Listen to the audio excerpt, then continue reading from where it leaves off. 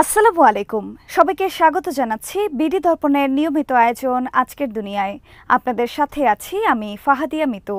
চলুন জেনে নেওয়া যাক সারা দুনিয়ায় এই পর্যন্ত ঘটে যাওয়া প্রধান খবরগুলো। মার্কিন প্রেসিডেন্ট জো বাইডেন বলেছেন, পুতিন ইউক্রেনকে সম্পূর্ণ পরাস্ত করতে, ইউক্রেনের গণতন্ত্রকে শেষ করতে ও ইউক্রেনের সংস্কৃতিকে ধ্বংস করতে চান। তিনি দেশটিকে মানচিত্র থেকে মুছে ফেলতে চান। আপনারা জানেন, পুতিন কিন্তু ইউক্রেনে থামবেন না, কাজেই কোনো ভুল করা যাবে না। বাইডেন আরও বলেন, ইউক্রেনই পুতিনকে থামাতে পারে এবং দেশটি তা করবেই। ন্যাটোর ৭৫তম শীর্ষ সম্মেলনের উদ্বোধনী অনুষ্ঠানের বক্তৃতায় বাইডেন এসব কথা বলেন। ওয়াশিংটন ডিসির রোনাল্ড রিগান ইনস্টিটিউটে সম্মেলনটি শুরু হয় মঙ্গলবার। এই ইনস্টিটিউটেই ১৯৪৯ সালে the North Atlantic Treaty Organization বা ন্যাটোর যাত্রা শুরু হয়েছিল। ন্যাটোর এবারের সম্মেলন বাইডেনের রাজনৈতিক জীবনের জন্য অত্যন্ত গুরুত্বপূর্ণ ছিল।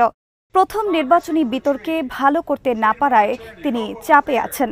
নিজ দলের সদস্য, অর্থদাতা ও সাধারণ ভোটারদের বড় একটা অংশ বাইডেনের সরে দাঁড়ানোর আওয়াজ তুলেছেন। এই পরিস্থিতিতে ন্যাটোর সম্মেলনে ইউরোপীয় মিত্রনেতাদের সামনে নিজেকে প্রমাণ করার দরকার ছিল বাইডেনের। তিনি তা মোটামুটি ভালোভাবেই পেরেছেন। এদিন বক্তৃতা দিতে গিয়ে তিনি থেমে যাননি, বড় ধরনের তেমন কোনো ভুলও করেননি। ন্যাটো বর্তমানে আগের চেয়ে শক্তিশালী উল্লেখ করে বাইডেন বলেন, আমেরিকার উভয় দলের সংখ্যাগরিষ্ঠ আইন প্রণেতা ও সিনেটর মনে করেন ন্যাটো আমাদের আগের চেয়ে নিরাপদে রেখেছে। ন্যাটো না থাকলে কি হতে পারে তা আমেরিকার জনগণ জানে। এদিকে ডেমোক্রেটিক পার্টির মধ্যে অসন্তোষের পরেও বাইডেন আগামী নির্বাচন থেকে সরে দাঁড়াবেন না বলে মনে করছেন ডোনাল্ড ট্রাম্প। সাবেক প্রেসিডেন্ট ট্রাম্পের ধারণা, অহংবোধের কারণেই নিজের সিদ্ধান্ত থেকে সরবেন না বাইডেন। ফক্স নিউজের সঙ্গে আলাপচারিতায় ট্রাম্প বলেন, মজার বিষয় হলো তিনি এখন অনেক ক্ষমতার অধিকারী, কারণ তিনি দলীয় ডেলিগেটদের সমর্থন পেয়েছেন। আপনারা জানেন, ডেলিগেটদের সমর্থন থাকায় একমাত্র তিনি নিজে নির্বাচন থেকে সরে না গেলে কিছুই করার থাকবে না। গাজা উপত্যকায় যুদ্ধের ২৭৭তম দিন ছিল মঙ্গলবার। এদিনও গাজা সিটিতে দখলদার সেনাদের সাথে প্রচণ্ড লড়াই হয়েছে প্রতিরোধ যোদ্ধাদের। হামাসের যোদ্ধারা এদিন অন্তত ৪টি ইসরায়েলি ট্যাঙ্কের ওপর অ্যান্টি ট্যাঙ্ক রকেট হামলা চালিয়েছে।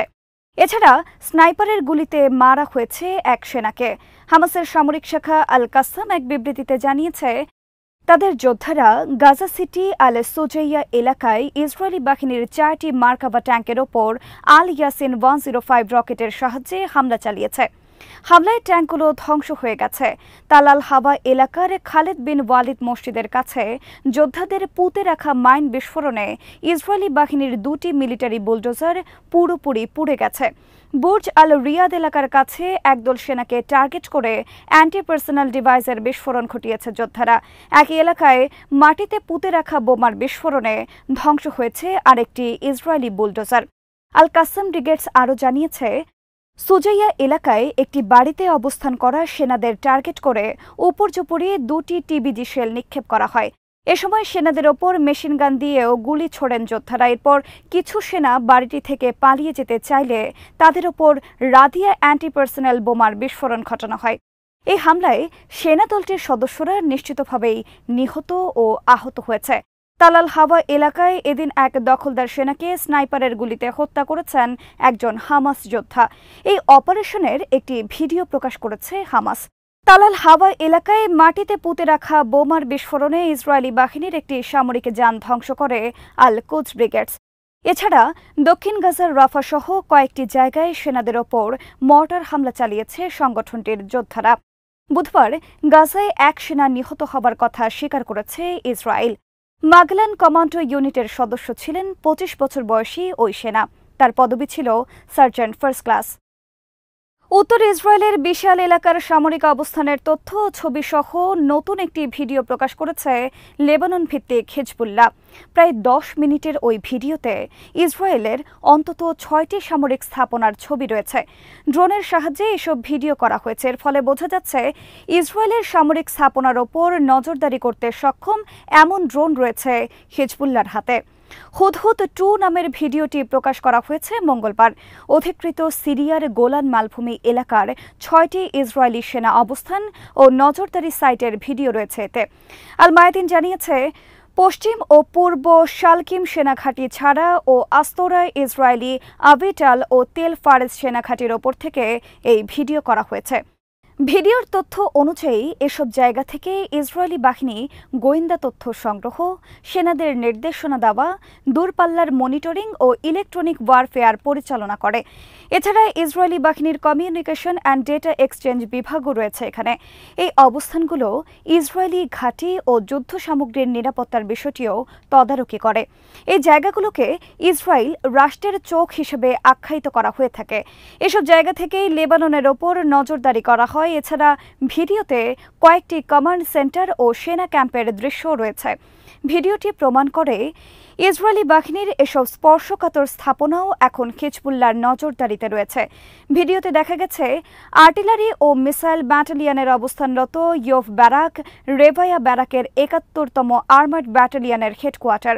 আরও আছে জৌরা আর্টিলারি পজিশন, ওডেম আর্টিলারি পজিশন, সেনা ক্যাম্প ও প্রশিক্ষণ কাজে ব্যবহৃত কিরিন ব্যারাক সহ বেশ কিছু গুরুত্বপূর্ণ সামরিক স্থাপনা। বিশেষজ্ঞরা বলছেন, এই ভিডিওর মাধ্যমে হিজবুল্লাহ ইসরায়েলকে যেই বার্তা দিতে চাইছে সেটি হলো তারা চাইলেই যে কোনো সময় ইসরায়েলের এসব সামরিক অবস্থানে হামলা চালাতে সক্ষম। এদিকে মঙ্গলবার উত্তর ইসরায়েল লক্ষ্য করে অন্তত ৪ দফা হামলা চালিয়েছে হিজবুল্লাহ। ইসরায়েলি মিসাইল হামলায় এক যোদ্ধা নিহত হওয়ার পাল্টা জবাব হিসেবে সংগঠনটি বেলা ১টার সময় ইসরায়েলের আল মার্জ সেনাঘাঁটিতে আর্টিলারি হামলা চালায়। বেলা ৩টা ৫ মিনিটে হাদাব ইয়ারিন সেনাঘাঁটির নতুন স্থাপিত নজরদারি সামগ্রীর ওপর গার্ডেড মিসাইল দিয়ে হামলা চালায় হিজবুল্লাহ। মিসাইলগুলো সরাসরি টার্গেটে আঘাত হেনেছে। হামলার পর সেখানে আগুন ধরে গেছে। এরপরে আল মানারা ইহুদি বসতিতে ইসরায়েলি সেনাদের ব্যবহৃত একটি ভবনে হামলা চালানো হয়। সর্বশেষ নাফা ঘাঁটিতে গোলান ডিভিশনের হেডকোয়ার্টারে কাতিউশা রকেট দিয়ে হামলা চালায়। এদিন উত্তর ইসরায়েলে হিজবুল্লাহর হামলায় ২ ইসরায়েলি নিহত হওয়ার কথা স্বীকার করেছে দেশটির সরকার। সাগরে আবারও ৩টি জাহাজে হামলা চালিয়েছে ইয়েমেনের হুথি আনসারুল্লাহ গোষ্ঠী। হুথিদের মুখপাত্র ব্রিগেডিয়ার জেনারেল ইয়াহিয়া সারি এক ভিডিও বার্তায় জানিয়েছেন, আরব সাগর ও এডেন উপসাগরে আমেরিকান ও ইসরায়েলি ৩টি জাহাজে হামলা চালানো হয়েছে। হামলা সরাসরি জাহাজগুলোতে আঘাত হেনেছে বলে তিনি দাবি করেন। ইয়াহিয়া সারি জানান, আরব সাগরে যুক্তরাষ্ট্রের মালিকানাধীন মায়েটস সেনতোসা নামের জাহাজে হামলা চালায় হুথিদের নৌ ও মিসাইল ফোর্স। সমন্বিতভাবে ব্যালিস্টিক মিসাইল ও ড্রোনের সাহায্যে হামলাটি চালানো হয়। একই সাগরে মার্থেপোলিস নামে আরেকটি জাহাজে ড্রোন দিয়ে হামলা চালানো হয়। ইয়াহিয়া সারি বলেছেন, জাহাজটি ইয়েমেনের নিষেধাজ্ঞা ভঙ্গ করার কারণে হামলা চালানো হয়। এরপর এডেন উপসাগরে ইসরায়েলি মালিকানাধীন এমএসসি পার্টনারশিপ নামের জাহাজে ড্রোন দিয়ে হামলা চালায় হুথি যোদ্ধারা। ড্রোনগুলো সরাসরি জাহাজটিতে আঘাত হানে বলে জানান হুথি মুখপাত্র। তিনি বলেন, ফিলিস্তিনি সাধারণ জনগণ ও প্রতিরোধ যোদ্ধাদের সমর্থনে এবং ইয়েমেনে যুক্তরাষ্ট্র ব্রিটেনের আগ্রাসনের জবাবে এসব হামলা চালানো হয়।